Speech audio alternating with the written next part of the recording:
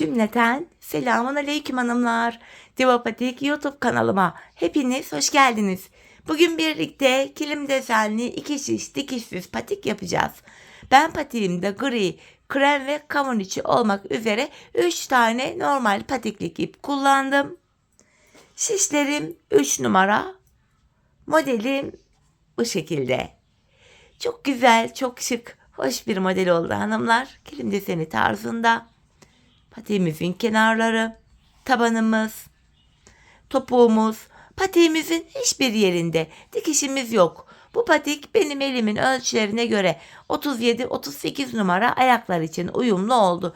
Daha büyük yapmak isteyenler yan haroşa sayılarını fazla yapabilir bu bölümleri. Daha küçük yapmak isteyenler de haroşa sayılarını azaltabilir. Örerken sizlere hatırlatmaları da yapacağım. Hanımlar, patiğimize burun kısmından başlıyoruz. Krem ipim ile 7 ilmek atacağım. 7 ilmek ile başlıyorum.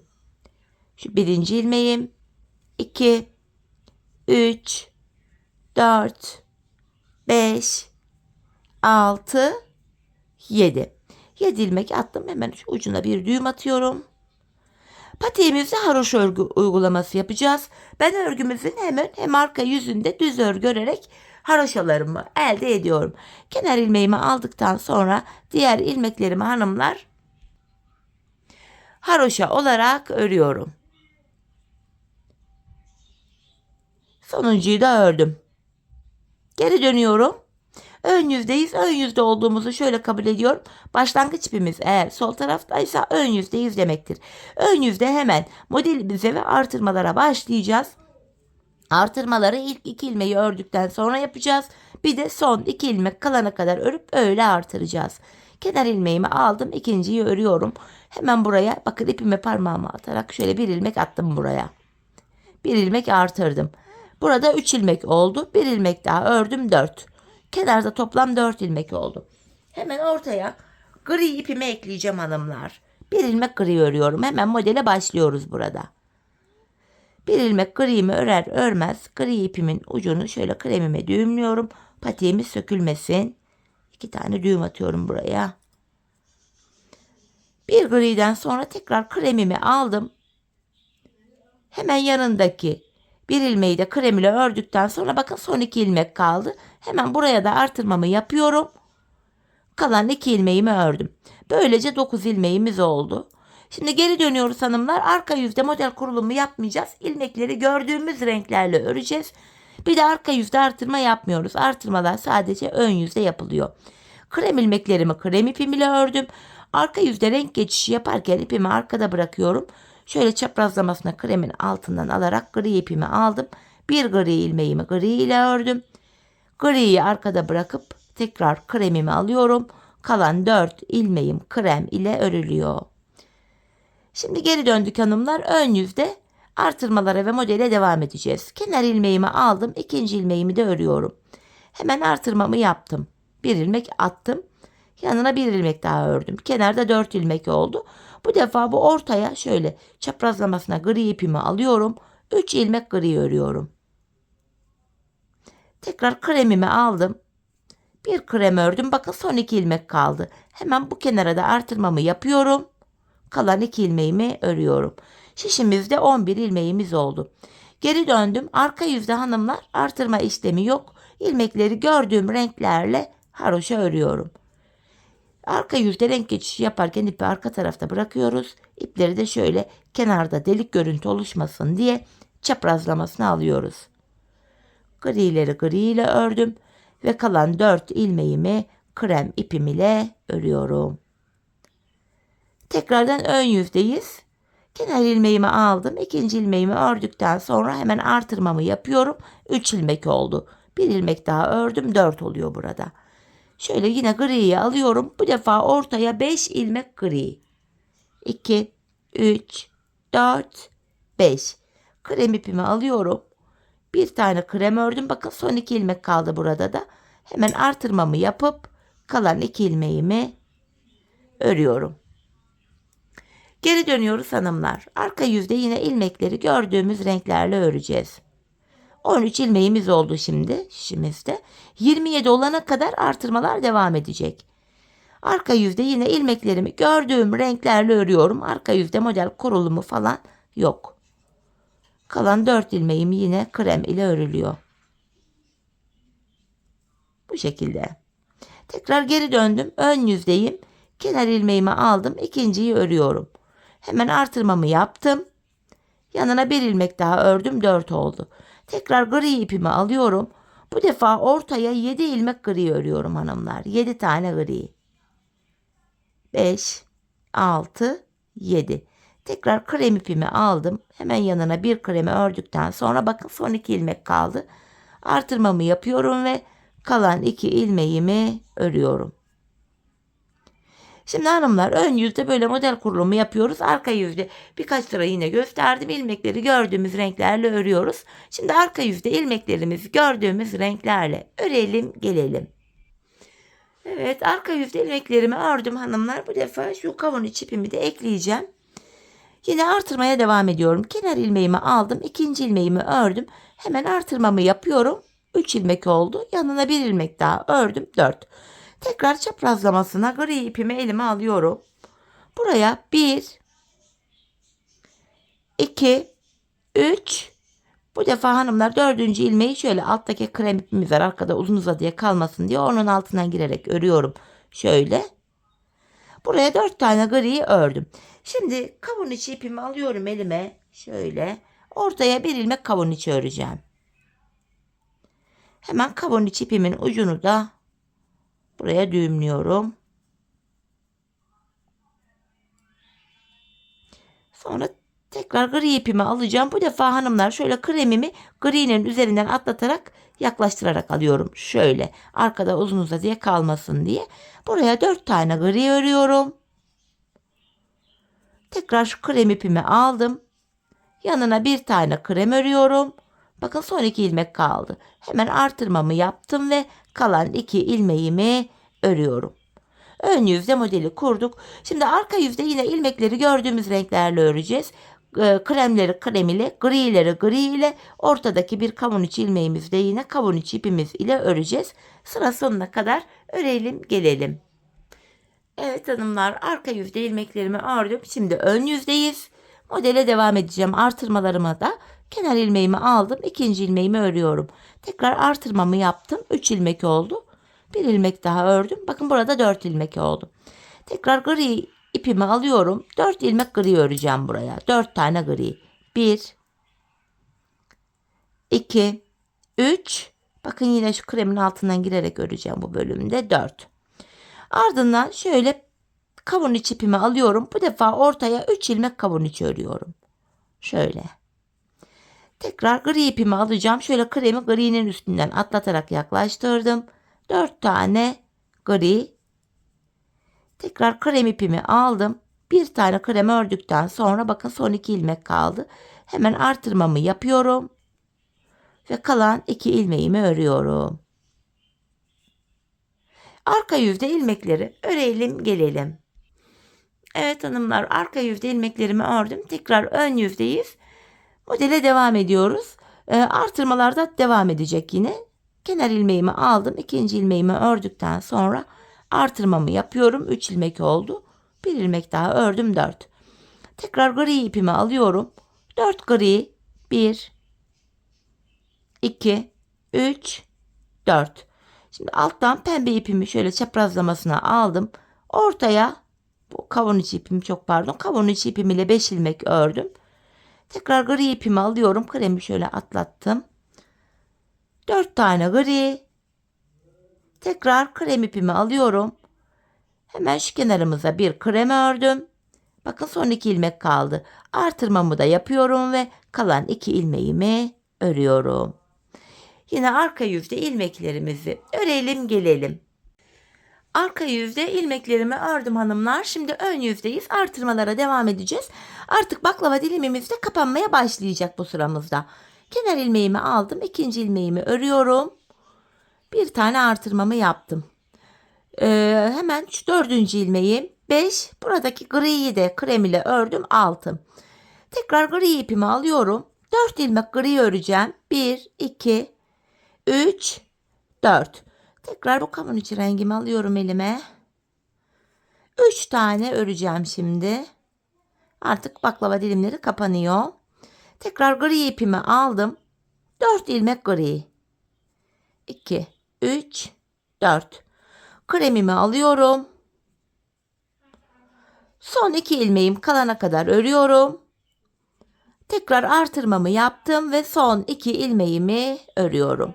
Bu şekilde hanımlar. Şimdi arka yüzde ilmekleri örelim gelelim. Evet, arka yüzde ilmeklerimizi ördüm. Şimdi ön yüzdeyiz hanımlar. Şu kenardaki minik desenlerimizi de bu sırada başlatacağız. Öncelikle kenar ilmeğimi aldım. İkinci ilmeğimi örüyorum. Hemen tekrar artırmamı yaptım. 3 ilmek oldu. 4, 5. 5 kremden sonra gri ipimi alıyorum. Kenardaki minik deseni yapacağız. 1 ilmek gri ördüm. Tekrar kremimi aldım. 2 krem.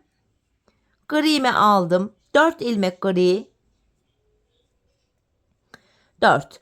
Şimdi ortaya bir tane kavun içi örüyorum. Tekrardan gri ipimi aldım. Bakın kremi şöyle yürüterek götürüyorum. 4 tane gri. 3, 4. Burada olduğu gibi hemen bu kenara da minik desenden kuracağız. Öncesinde buraya 2 tane krem. 1 ilmek gri. Son 2 ilmeğim kalana kadar ördüm. Hemen bu kenara da artırmamı yaptım ve kalan 2 ilmeğimi örüyorum. Arka yüzde ilmekleri gördüğümüz renklerle örelim gelelim. Evet hanımlar, arka yüzde ilmeklerimi ördüm, ön yüzdeyim. Şu anda 25 ilmek var. Son kez artırmaları yapacağız. 27 ilmek olacak. Şimdi kenar ilmeğimi aldıktan sonra ikinci ilmeğimi örüyorum. Hemen son kez artırmamı yaptım. 3 ilmek oldu. 4, 5 ilmek ördüm. Şimdi tekrar gri ipimi alıyorum. 3 ilmek gri. Kremimi aldım. Buraya 2 ilmek krem örüyorum. Tekrar gri ipimi aldım. Ortaya 7 ilmek gri öreceğim. Bu sırada pembemizi kullanmıyoruz. 4, 5, 6, 7. Tekrardan kremimi aldım. 2 ilmek krem ve 3 tane buraya gri öreceğim. Krem ipimi alıyorum. 2 tane krem ördükten sonra bakın son 2 ilmek kaldı. Son kez buraya da artırmamı yaptım. Kalan 2 ilmeğimi örüyorum. Artık 27 ilmeğimiz oldu. Bundan sonra artırma yapmayacağız. Şimdi arka yüzde yine ilmekleri örelim gelelim. Evet hanımlar, ilmekleri arka yüzde ördüm. Şimdi ön yüzdeyiz. Hemen şu ortadaki ikinci kavun içi baklava dilimimizi açmaya başlayacağız. Bu sıramızda tekrar baklava dilimi açılıyor. Kenar ilmeğimi aldım. Şu ikinci ilmeğim 3, 4, 5, 6 tane krem ördüm. Şimdi bu minik desenin son sırasını yapacağım. Buraya 1 ilmek gri ördüm. Tekrar kremimi alıyorum. 2 tane krem. Griyi aldım.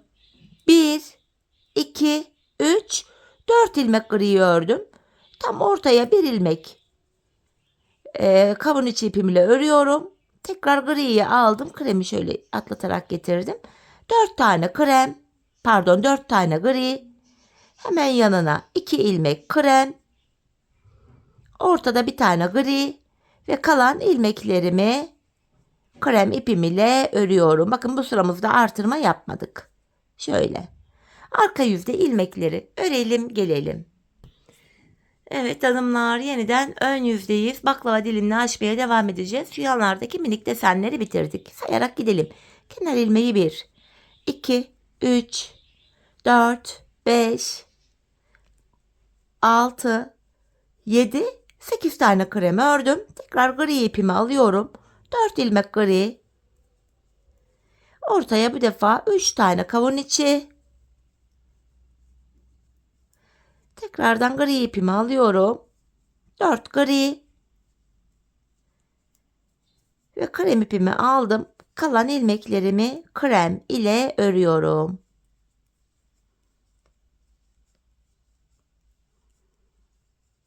Bu şekilde. Arka yüzde örüp gelelim. Evet hanımlar, yeniden ön yüzdeyiz. Modelimize devam ediyoruz. Kenar ilmeğim 1, 2, 3, 4, 5, 6, 7 krem ördüm. Griyi alıyorum. 4 gri. 1, 2, 3, 4. Ortaya 5 tane kavun içi öreceğim. 2, 3, 4, 5. Tekrardan griyi aldım. 4 ilmek daha griyi örüyorum. Ve kremimi aldım. Kalan ilmeklerim krem.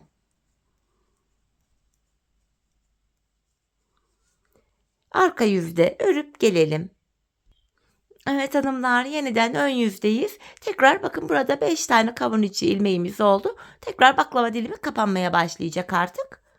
Kenar ilmeğimle birlikte toplamda ilmekleri sayarak gidelim. 2 ilmek oldu. 3, 4, 5, 6, 7 ve 1 ilmek daha ördüm. 8. Griyi alıyorum. 4 gri. Kavun içi alıyorum. 3 kavun içi. Ve tekrardan 4 ilmek daha gri öreceğim yanına. 3 ve 4. Kremimi alıyorum. Kalan ilmeklerimi krem ipim ile örüyorum. Arka yüzde ilmeklerimizi örelim gelelim. Evet hanımlar, yeniden ön yüzdeyiz. Bu defa hemen yanlara şu ikinci küçük desenlerimizi de kurmaya başlayacağız. Kenar ilmeğim aldım. Şu ikinci ilmeğim 3, 4, 5, 6 ilmek ördüm. Ardından griyi alıyorum. Bir tane gri. Desenimizi başlattık. Yanına 2 tane krem. Tekrar gri ipimi alıyorum. 4 gri. 2, 3, 4. Ortaya bir kavun içi. Ve hemen yanına 4 tane daha gri. 1, 2, 3, 4. Kremimi aldım. 2 krem. Buraya da hemen minik deseni oluşturuyoruz. 1 gri. Ve kalan 6 ilmeğim krem ile örülüyor. Arka yüzde yine ilmekleri örelim gelelim. Evet hanımlar, yeniden ön yüzdeyiz. Modele devam ediyoruz. Kenar ilmeğimi aldım. 2, 3, 4, 5 krem ördüm. Şimdi kenara 3 tane gri öreceğim. 1, 2, 3. Tekrardan 2 tane krem. Burada kavun içi kullanmayacağız. Ortaya 7 ilmek gri örüyorum. 2, 3, 4, 5, 6, 7. Tekrar kremimi aldım. 2 krem. 3 ilmek gri. 1, 2, 3. Ve kalan 5 ilmeğim krem ile örülüyor. Arka yüzde ilmekleri örelim gelelim. Yeniden ön yüzdeyiz hanımlar. Modele devam edeceğiz. Artık 3. kavun içi baklava dilimini de bu sıramızda açacağız hanımlar. Kenar ilmeğimi aldım. 2, 3, 4, 5, 6 krem ördüm. Ortaya 1 ilmek gri. Tekrardan 2 tane krem örüyorum. Gri ipimi aldım. 4 gri örüyorum. 2, 3, 4. Ortaya böyle 1 ilmek kavun içi ördüm. Tekrardan 4 ilmek gri. 3, 4. Kremimi aldım. 2 krem. 1 gri. Ve kalan ilmeklerimi krem ile örüyorum. Şöyle. Arka yüzde örelim gelelim. Evet hanımlar, yeniden ön yüzdeyiz. Modele devam ediyoruz. Bu sıramızda artık ikinci minik desenleri de bitirdik. Kenar ilmeğimi aldım. Şu ikinci ilmeğim 3, 4, 5, 6, 7, 8 ilmek krem ile ördüm. Griyi alıyorum. 4 gri. 2, 3, 4. Ortaya 3 kavun içi. Ve tekrardan 4 ilmek gri. 3 ve 4. Kalan ilmeklerimiz krem.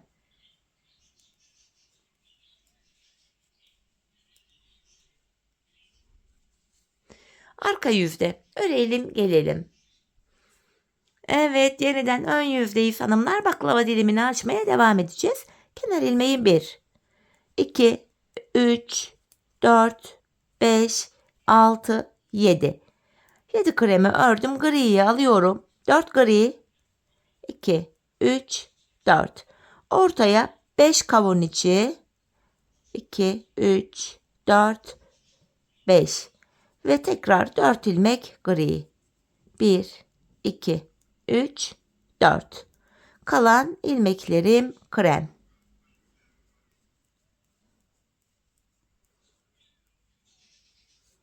Model böyle.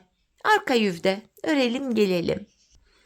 Evet hanımlar, yeniden ön yüzdeyiz. Artık bakın ortada 5 tane kavun içi ilmeğim oldu. Baklava dilimini kapatmaya başlayacağız bu sırada. Kenar ilmeğimi aldım. 2, 3, 4, 5, 6, 7. Bir ilmek daha ördüm, 8. Tekrar gri ipimi alıyorum. 4 gri. 3, 4. Kavun içimi aldım. Bu defa 3 ilmek kavun içi öreceğim. Tekrar hemen yanına 4 tane gri. 1, 2, 3, 4. Krem ipimi alıyorum. Kalan ilmeklerimi krem ile örüyorum. Bu şekilde. Arka yüzde ilmekleri örüp gelelim. Evet hanımlar, yeniden ön yüzdeyiz. Buraya bu defa şu 3. minik desenlerimizi yapacağız. Sonuncu desenleri. Sayarak gidelim. Şu kenar ilmeğim 1, 2, 3, 4, 5, 6 ilmek krem ördüm. Gri ipimi alıyorum. Bir gri. Hemen yanına 2 tane krem. 4 ilmek gri öreceğim. 1, 2, 3, 4. Ortaya 1 ilmek kavun içi örüyorum. Hemen yanına 4 tane daha gri. 1, 2, 3, 4. 2 tane krem. Ve hemen şuraya da 1 ilmek gri ördüm. Kalan 6 ilmeğimi krem ile örüyorum. Yine arka yüzde ilmeklerimizi örelim gelelim. Evet hanımlar, yeniden ön yüzde modele devam ediyoruz. Kenar ilmeği 1, 2, 3, 4, 5. 5 kremden sonra buraya 3 ilmek gri örüyorum. 1, 2, 3. Hemen yanına 2 tane krem. Bu defa yine kavun içi kullanmayacağım. 7 ilmek gri öreceğim. Artık kavun içi ipimi de keseceğim hanımlar burada. Kavun içi artık kullanmayacağız. Çünkü modelimizi burada böyle tamamladık. Hemen ipimi şöyle kesiyorum. Kavun içi ipimi. İpimin ucunu da düğümleyeceğim. Hemen ortaya 7 tane gri örecektik. Şu 5. gri ilmeğim. İpin ucunda gizleyeyim. 6 ve 7. Tekrar kremimi alıyorum. 2 krem. Ve tekrar griyi aldım. 3 gri. Kalan 5 ilmeğimi krem ile örüyorum. Arka yüzde yine ilmeklerimizi örelim gelelim. Evet hanımlar, yeniden ön yüzdeyiz. Şu minik desenin son sırasını yapacağız. 6 ilmek krem örüyorum. 3, 4, 5, 6. 1 ilmek gri öreceğim ortaya.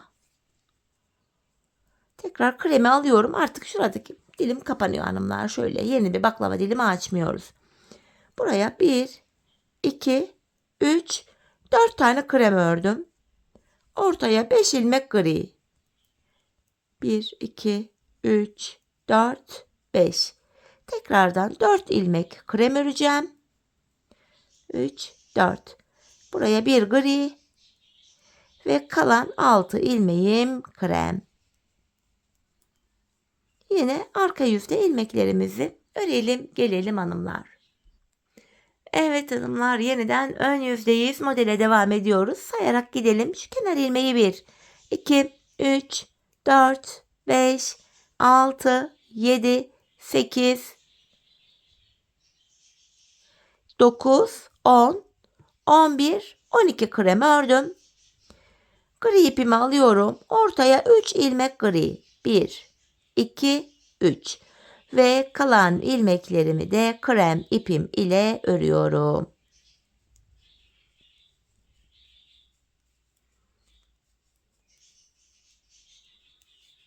Yine arka yüzde ilmeklerimizi örelim gelelim. Evet hanımlar, yeniden ön yüzde modelde sonuncu sıradayız. Bu defa tam ortaya bir ilmek gri öreceğiz. 3 gri vardı. Tam ortadaki bir ilmeği gri öreceğiz. Kalan ilmeklerimiz krem.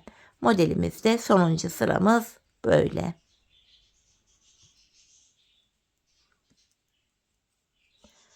Bakın tam bu ortadaki bir ilmeği gri ile ördüm. Kalan ilmeklerimi krem ile örüyorum.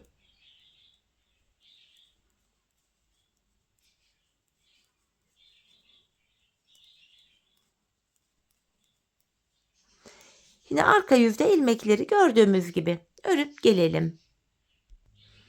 Evet hanımlar, şimdi ön yüzdeyiz. Artık modelimizi tamamladık. Model kurulumu yapmayacağız. Bir diş haroşa öreceğiz krem ipimiz ile. Bu şekilde ilmeklerin tamamını sıra sonuna kadar krem ile öreceğiz.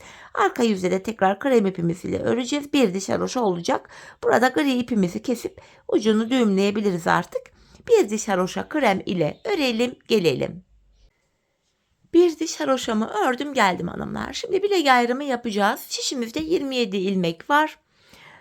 Öncelikle bakın sayarak gideceğim ilmeklerimi.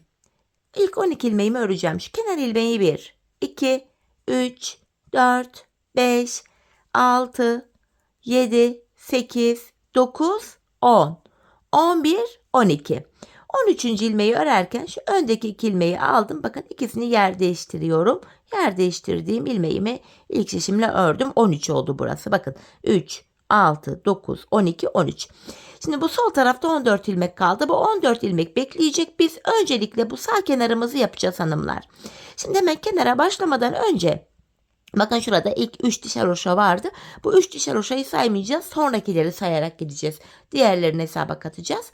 Şimdi geri dönüyorum. Diğer taraftaki ilmeklerim beklesin. Yedek şişiniz varsa ilmekler yedek şişte bekleyebilir. Yedek şişiniz yoksa da tığ yardımı ile ilmeklerin içinden ip geçirerek ilmeklerin kaçmasını önleyebilirsiniz. Şimdi kenar ilmeğimi alıyorum. Burada ilmeklerimi 13 ilmeğimi normal haroşa olarak örüyorum.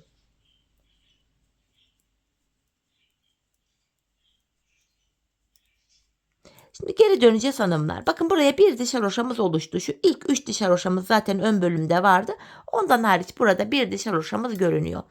Buraya bu 13 ilmek ile haroşaları örmeye devam edeceğiz.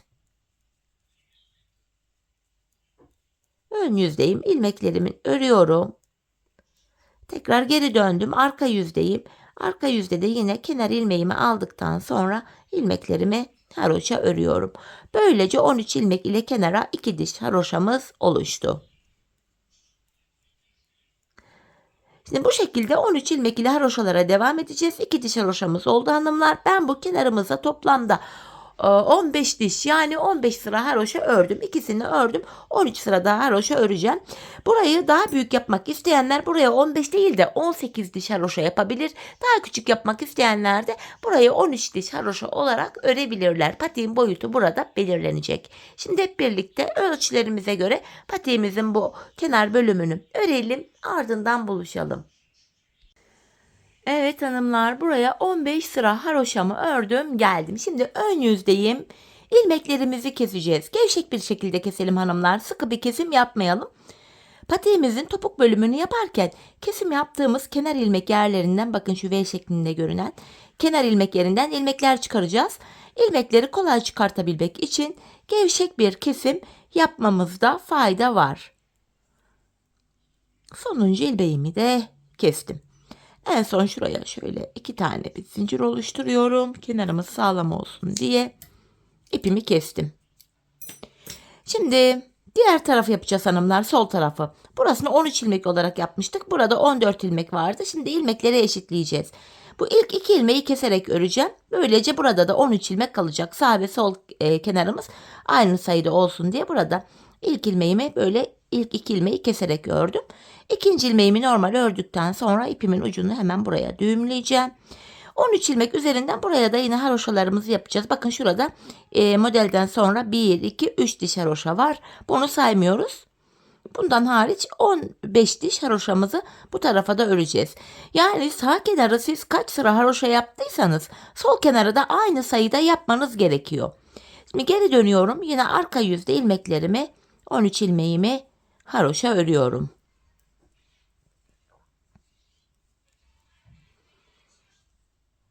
Tekrar geri döneceğiz. Burada 13 ilmek ile bir diş haroşa ördük. Burayı da tekrar 15 sıra haroşa olacak şekilde örüp geliyorum. Evet hanımlar, burayı da yine 15 sıra haroşa olacak şekilde ördüm geldim. Şimdi buradaki ilmeklerimi de kesiyorum artık. İkişer ikişer toplayarak ilmeklerimi kesiyorum.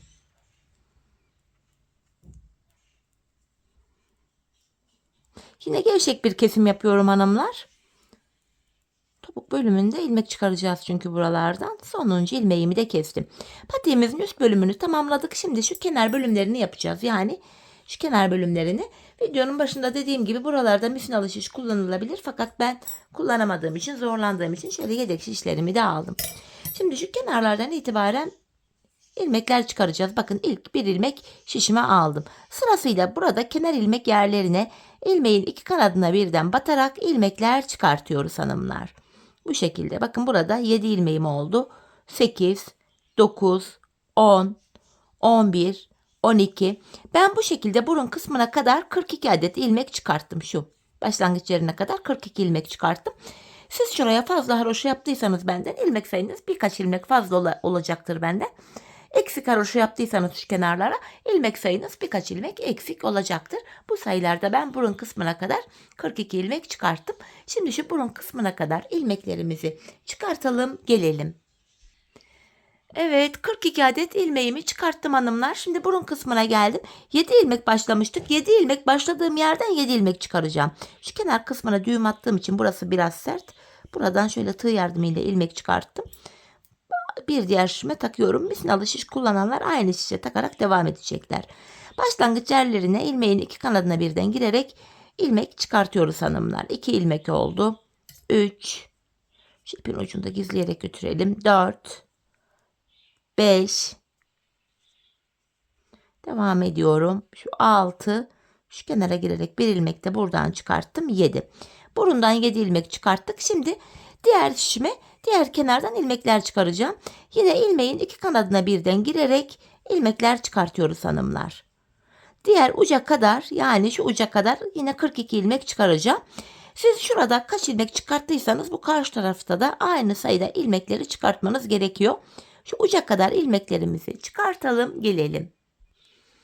Evet, şuraya kadar 42 adet ilmeğimi çıkarttım. Şimdi geri dönüyorum. Bu kenar bölümlerinde de yine haroşa örgü yapacağız. Kenar ilmeğimi aldıktan sonra ilmeklerimi haroşa, yani düz olarak örüyorum. Bu şekilde hanımlar, önce şu ilk şişimizi, sonra burundaki 7 ilmeği, sonra diğer taraftaki 42 ilmeğim var. Bu uca kadar haroşa örelim gelelim. Evet, bu uca kadar ilmeklerimi ördüm. Bir diş haroşamızı krem ile ördük. Bir diş haroşayı da gri ipim ile öreceğim hanımlar. Burada gri ipimi ekleyeceğim. Krem ipim beklesin. Bu defa ilmeklerimizi gri ipimiz ile öreceğim. Ben şöyle ikinci ilmeğimi de ördükten sonra gri ipimin ucunda yine düğümlüyorum. Her eklediğimiz yeni ipte ipimi düğümlüyorum hanımlar. Patik sökülmesin diye. Şuraya sıkıca düğümümü attım. Bu defa haroşamızı gri ile öreceğiz. Krem ipimiz burada beklesin. Bu şekilde. Diğer uca kadar, yani şu uca kadar ilmekleri öreceğiz. Ardından geri döneceğiz. Arka yüzde de örüp buraya geleceğiz. Bir diş haroşa gri ile olmuş olacağız böylece. Bir diş haroşamız gri ile oluşuyor. Sonrasında bakın, bir diş haroşamızı krem ile örmüştük. Sonra griye geçtik. Ardından griden sonra 2 diş haroşa daha krem ipimizle öreceğiz. Bu kenarda toplam 4 diş haroşa olacak. İlki krem, diğeri gri, diğer ikisi de krem. Bu bölüme toplamda 4 diş haroşa, hatta 40 numara yapacak olanlar, 40, 39, hani 40, 41 numara yapacak olanlar buraya 5 ya da 6 diş haroşa da örebilirler. Şimdi bu bölümde ben dediğim gibi 4 diş haroşa ördüm. Bu kenar haroşalarımızı tamamlayalım. Sonrasında buluşalım. Evet hanımlar, patiğimin şu kenar haroşalarını ördüm geldim. 4 diş haroşam oldu burada. Şimdi tabanımıza geçeceğiz. Tabanımızı örebilmek için de burunda 7 ilmeğimiz vardı. Bu 7 ilmeğe kadar olan bu ilk şişteki ilmeklerimizi normal düz örüyoruz. Hanımlar, şu burun kısmındaki ilmeklere kadar örelim gelelim. Evet, burun kısmına kadar ördüm. Şimdi burunda 7 ilmek var. Her sırada yanlardan birer ilmek alarak bu ortaya ekleyeceğiz. Tabanımızda 15 ilmek olacak. Öncelikle hanımlar, bu 7 ilmeğimi örüyorum. Ardından hemen yan şişimden bir ilmek örerek ortaya ekledim. Ortada 8 ilmek oldu. Ardından geri dönüyorum. İpimiz hep karşıda olacak ve ilk ilmeği örmeden alacağız. Şimdi bu tabandaki 8 ilmeğimi öreceğim. Bu şekilde. Şimdi de bu kenardan bir ilmek örerek ortaya ekledim. 9 ilmek oldu. Tekrar geri dönüyorum. Yine ipim karşıda, ilk ilmeğimi örmeden aldım. Burundaki 9 ilmeğimi örüyorum. Şimdi de hemen yan şişten bir ilmek örerek ortaya ekledim. 10 ilmek oldu. Geri dönüyorum. Yine ilk ilmeğimi örmeden aldım. 10 ilmeğimi öreceğim.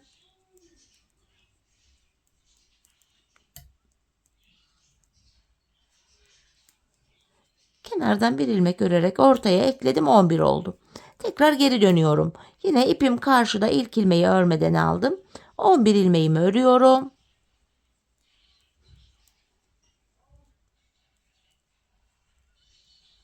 Kenardan bir ilmek örerek ortaya ekledim. Ortada 12 ilmek oldu. Tekrar geri döndüm. Yine ipim karşıda, ilk ilmeğimi örmeden aldım. 12 ilmeğimi öreceğim.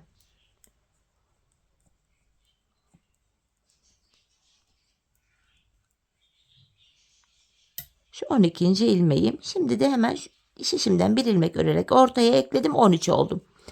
Devam ediyoruz. Yine ipim karşıda, ilk ilmeğimi örmeden aldım. 13 ilmeğimi örüyorum.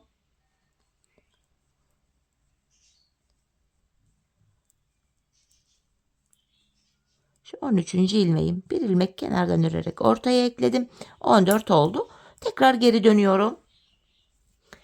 Yine ipim karşıda, ilk ilmeğimi aldım. 14 ilmek öreceğim.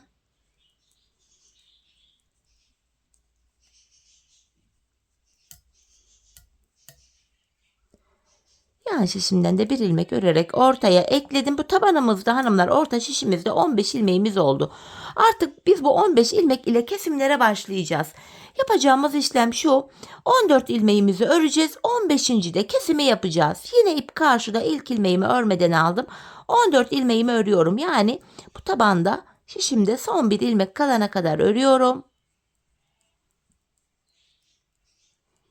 Bu sonuncu, yani 15. ilmeği örerken kenardan da bir ilmek alıp ikisini bir kesiyorum.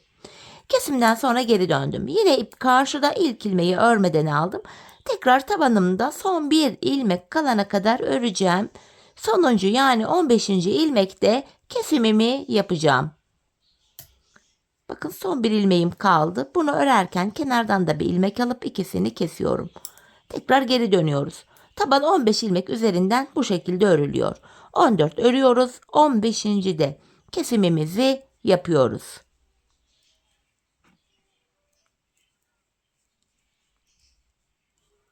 Bakın, son bir ilmek kaldı.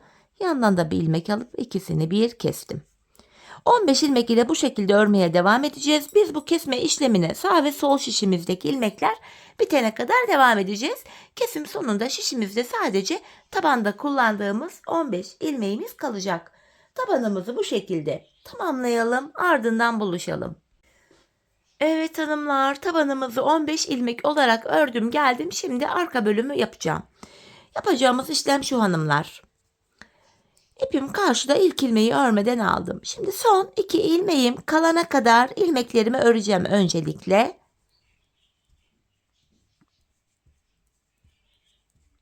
Son 2 ilmeğim kaldı. Bunun ikisini bir keserek örüyorum. Şişimde 14 ilmek kaldı. Hemen şuradaki ilk kenar ilmek yerine ilmeğin iki kanadına birden girerek ilmek çıkarttım. Tekrar 15 ilmek oldu.